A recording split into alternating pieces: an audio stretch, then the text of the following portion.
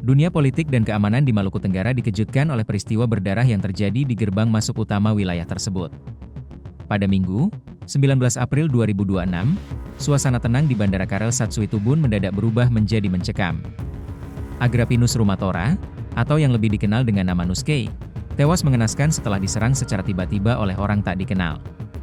Nuskei, yang menjabat sebagai Ketua DPD Partai Golkar Maluku Tenggara, ditikam tepat saat dirinya baru saja melangkah keluar dari pintu kedatangan bandara.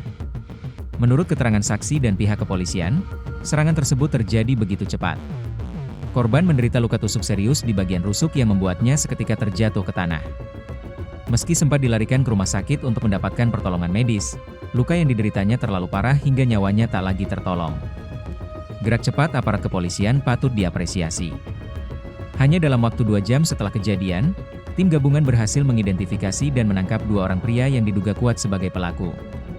Kedua pria tersebut diketahui berinisial HR dan FU.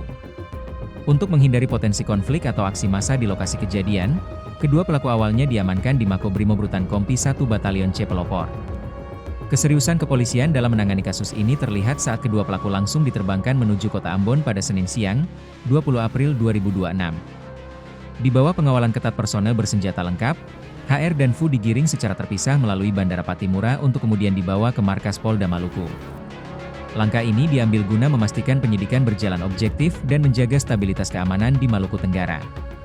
Berdasarkan hasil pemeriksaan sementara, motif di balik aksi nekat ini mulai terungkap. Polisi menyebutkan bahwa motif utama penikaman ini adalah dendam masa lalu yang dipendam oleh kedua pelaku terhadap korban. Meskipun pihak penyidik masih melakukan pengembangan lebih lanjut terkait detail perselisihan yang dimaksud, dugaan kuat mengarah pada aksi balas dendam yang telah direncanakan sebelumnya. Konsekuensi hukum yang menanti kedua pelaku sangatlah berat. Penyidik menjerat HR dan FU dengan pasal 459 KUHP baru tentang pembunuhan berencana. Dengan jeratan pasal tersebut, kedua terduga pelaku kini menghadapi ancaman hukuman mati, penjara seumur hidup, atau sekurang-kurangnya 20 tahun penjara. Polisi juga menjadwalkan gelar perkara dalam waktu dekat untuk meningkatkan status mereka dari terduga pelaku menjadi tersangka. Di sisi lain, kepolisian juga mengeluarkan imbauan keras kepada keluarga korban serta seluruh simpatisan Nuskei, baik yang berada di Langgur, Maluku Tenggara, maupun yang berada di Jakarta. Masyarakat diminta untuk tetap tenang, menahan diri, dan tidak melakukan aksi balas dendam atau tindakan main hakim sendiri. Pihak kepolisian menegaskan bahwa kasus ini akan ditangani secara profesional hingga tuntas di meja hijau. Kejadian ini menjadi pengingat penting bagi kita semua akan pentingnya menjaga kondusivitas wilayah.